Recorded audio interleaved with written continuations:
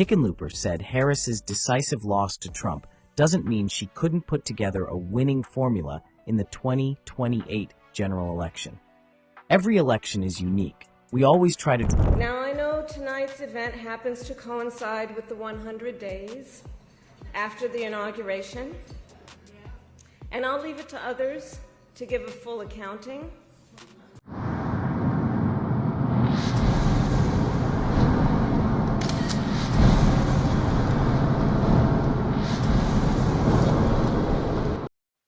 Senate Democrats are skeptical about their former colleague, former Vice President Kamala Harris, making another presidential run in 2028 after she lost all 7 battleground states to Donald Trump in November. But most of them aren't ruling out the possibility that she could clinch the party's nomination if she plays her cards right.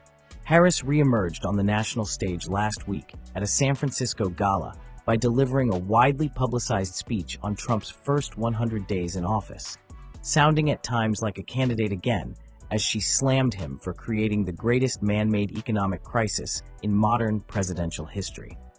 Harris, who is 60, is weighing her future political options and is viewed as a possible contender to run for governor of California in 2026 or for president, again, in 2028. One Democratic senator who requested anonymity to talk about the next presidential election gave a one-word answer when asked about whether Harris should take another shot at the presidency. No. The senator said she had her chance, the American people delivered their verdict, and she should move on. Other Democrats were more diplomatic.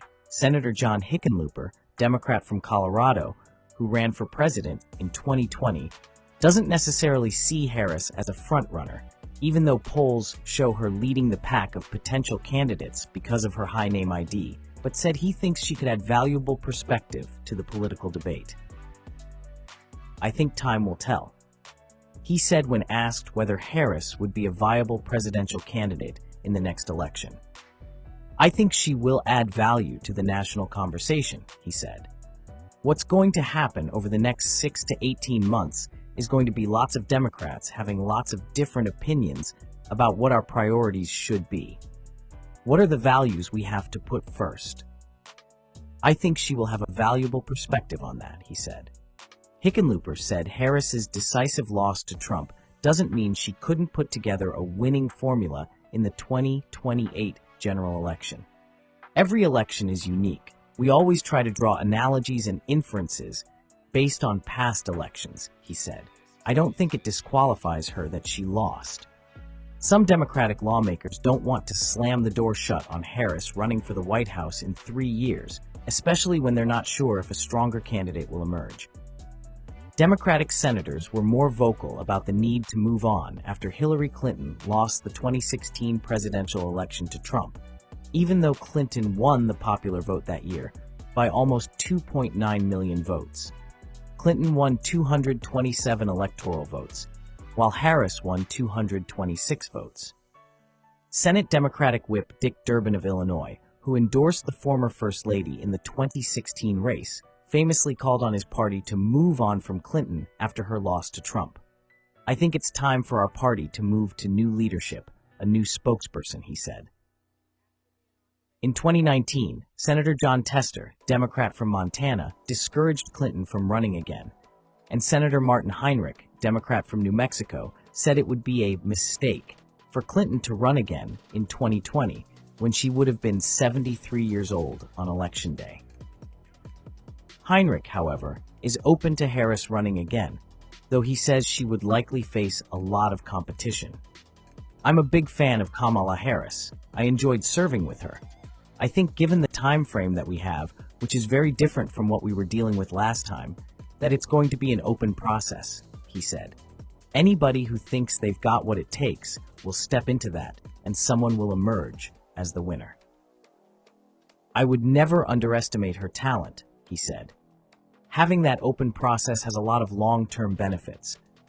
Democrats who think Harris could be a viable general election candidate again in 2028 believe she was handicapped by having only a few weeks to campaign as the party's nominee, since President Biden didn't drop out of the race until July 21. The New Mexico senator said the compressed general election campaign schedule hurt Harris's chances. "I think you need time to really get to know the candidates and feel comfortable about them," he said. "If you're going to run for president, you don't get to hide a lot of cards. You really have to be comfortable in your own skin, and even the process of that, in my view, takes a year." She didn't get the benefit of that, he added. Democratic lawmakers lauded Harris as a candidate during her brief 107-day campaign in 2024, but were left deeply disappointed by the results, which exceeded the worst expectations of many Democrats after she lost all 7 battleground states, including the so-called blue wall states of Michigan, Pennsylvania, and Wisconsin, and the popular vote. Not only that, but some Democratic lawmakers thought that her poor performance created serious headwinds for Senate Democratic incumbents who lost their re-elections despite having tens of millions of dollars poured into their races.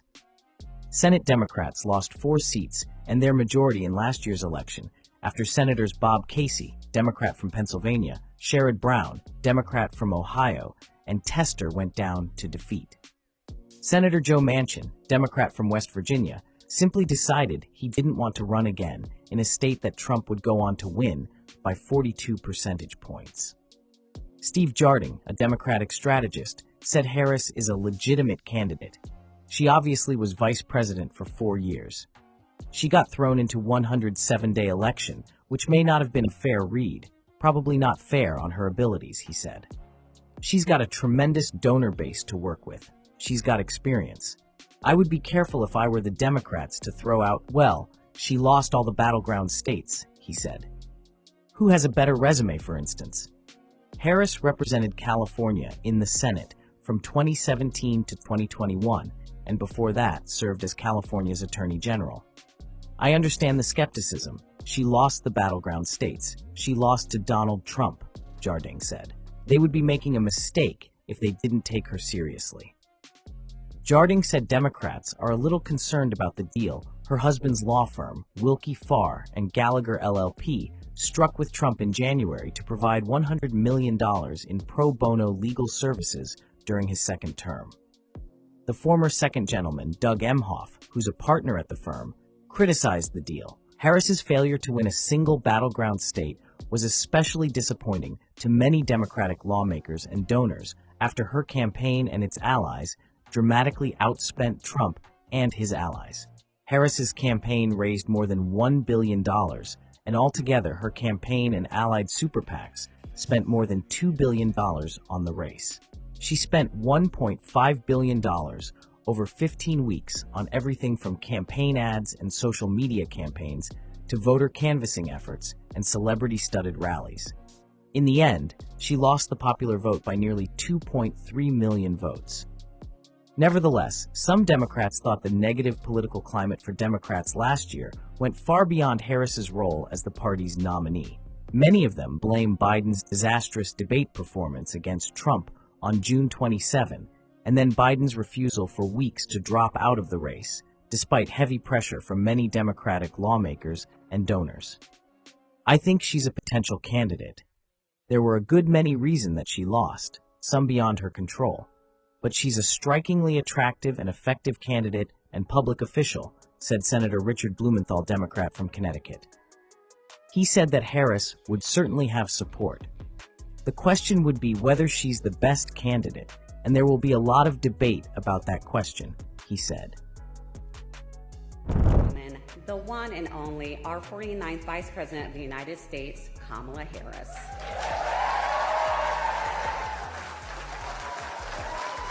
Just a moment. I'm glad y'all are excited a little bit more.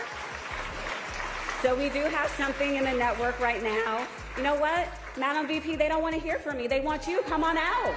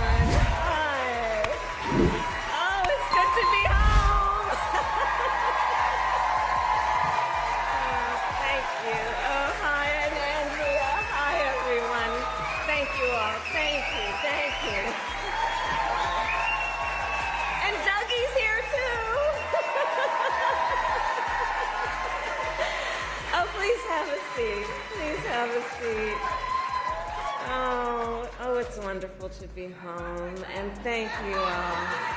Thank you, thank you, thank you, thank you. Oh, in 20 years, Andrea, my goodness. I mean, your babies are grown.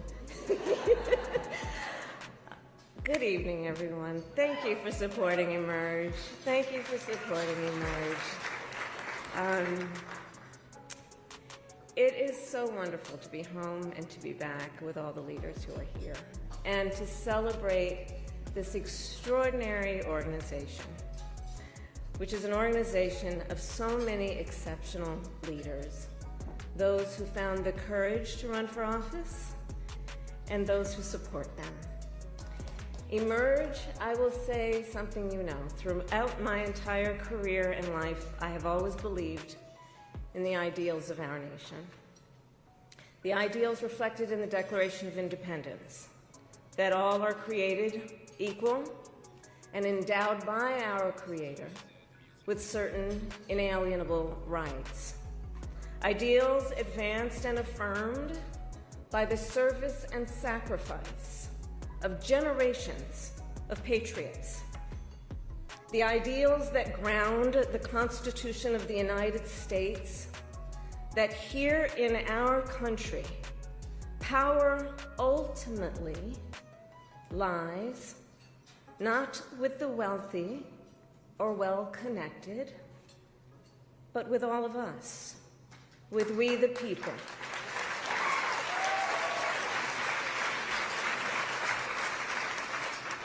Now, of course, I recognize that America has never fully lived up to these ideals, that for all the gains we've made, the American dream has for decades been slipping further out of reach for so many, and that the American people deserve leaders who make their lives better and make our country stronger. But sadly, we have seen quite the opposite over these past few months. Now, I know tonight's event happens to coincide with the 100 days after the inauguration, and I'll leave it to others to give a full accounting of what has happened so far. But I will say this. Instead of an administration working to advance America's highest ideals, we are witnessing the wholesale abandonment of those ideals.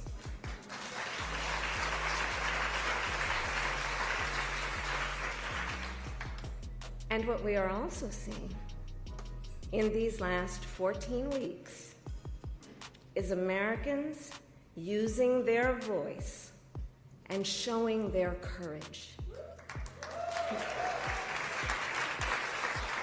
We all know President Trump and his administration and their allies are counting on the notion that fear can be contagious. They are counting on the notion that if they make some people afraid, it will have a chilling effect on others. But what they're overlooking, what they have overlooked, is that fear is not the only thing that's contagious. Courage is contagious.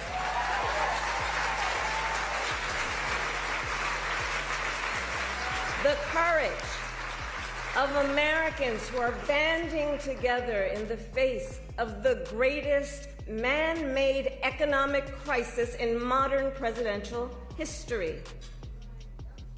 Americans across the political spectrum who are declaring that the president's reckless tariffs hurt workers and families by raising the cost of everyday essentials, devastate the retirement accounts that people spent a lifetime paying into, and paralyze American businesses, large and small, forcing them to lay off people, to stop hiring or pause investment decisions.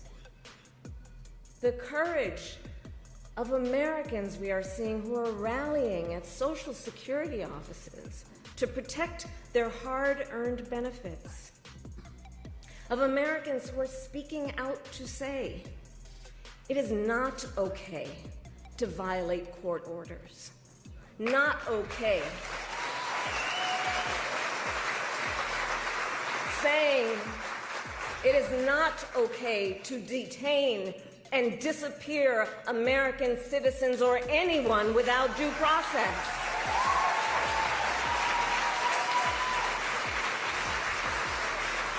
The courage of judges to uphold the rule of law in the face of those who would jail them.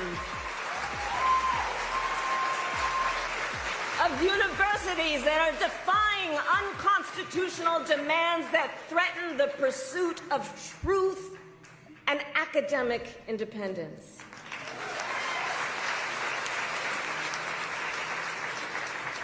And I will tell you, the courage of all these Americans inspires me. And I have been inspired by the movements like the one in Wisconsin that put Susan Crawford on the Supreme Court, by the State of the People Power Tour that is aiming to ignite a grassroots movement to lift up voices and advance freedom and justice, and by leaders across the spectrum, including congressional leaders like Cory Booker, Chris Van Hollen, Chris Murphy, Jasmine Crockett, Maxwell Frost, AOC, and Bernie Sanders. All who, in different ways, have been speaking with moral clarity about this moment. So here's one of the other things I wanted to talk about tonight and to highlight. So look, some people are describing what's been happening in recent months as absolute chaos. And of course I understand why.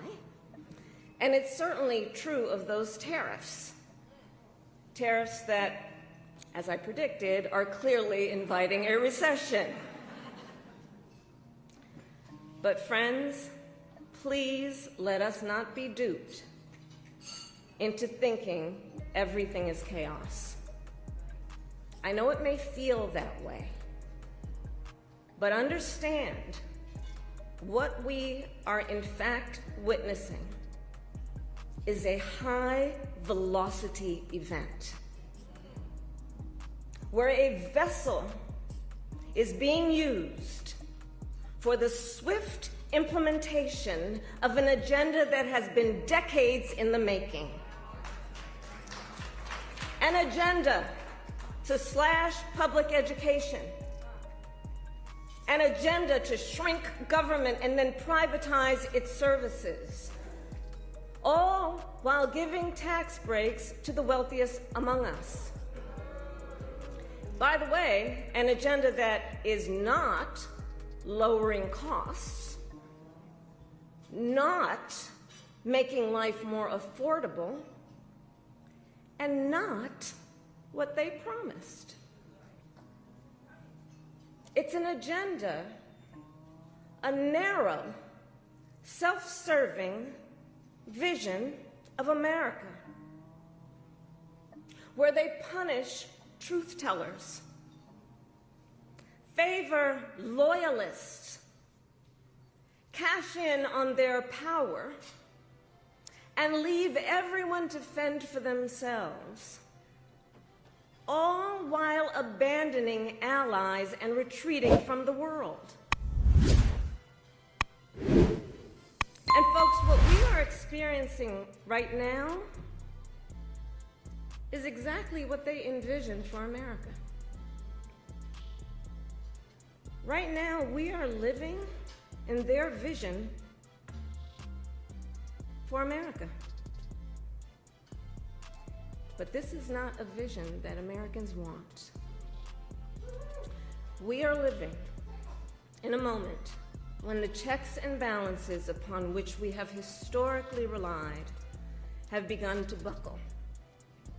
And we here know that when the checks and balances ultimately collapse, if Congress fails to do its part, or if the courts fail to do their part, or if both do their part, but the president defies them anyway, well, friends, that is called a constitutional crisis.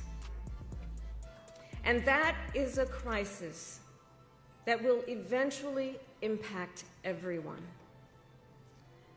Because it would mean that the rules that protect our fundamental rights and freedoms, that ensure each of us has a say about how our government works, will no longer matter.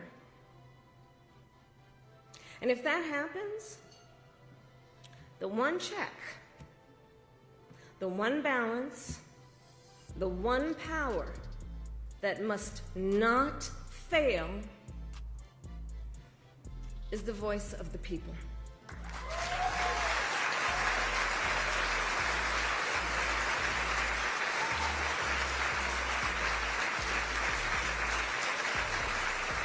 And look, right now I know a lot of folks are wondering what's going to guide us through this moment. How are we all going to figure out how to chart the course? But that's not a reason to throw up our hands. In fact, please allow me, friends, to digress for a moment. Okay. It's kind of dark in here, but I'm asking a show of hands. Who saw that video from a couple of weeks ago, the one of the elephants at the San Diego Zoo during the earthquake? Google it if you've not seen it. So that scene has been on my mind. Everybody's asking me, what you've been thinking about these days? Well, so in the video, for those who haven't seen it, here those elephants were. And as soon as they felt the earth shaking beneath their feet, they got in a circle and stood next to each other to protect the most vulnerable. Think about it. What a powerful metaphor. Because we know those who try to incite fear are most effective when they divide and conquer, when they separate the herd, when they try to make everyone think they are alone. But in the face of crisis, the lesson is don't scatter. The instinct has to be to immediately find and connect with each other, and to know that the circle will be strong.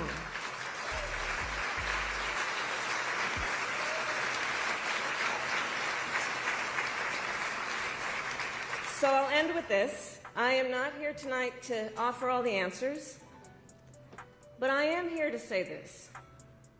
You are not alone, and we are all in this together. And straight talk, things are probably going to get worse before they get better. But we are ready for it. We are not going to scatter. We are going to stand together, everyone a leader, and emerge. You have a special role to play. Organizing is as important as ever. Mobilizing is as important as ever. Running for office is as important as ever. So please, everyone here, please keep doing what you are doing. And to everyone, let's lock it in. Lock it in. Gear up for the hard work ahead.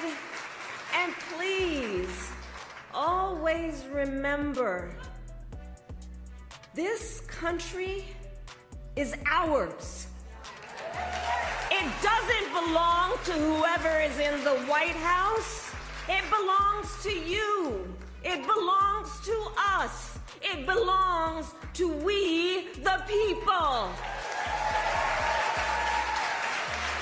Thank you. God bless you, and God bless America. Thank you all.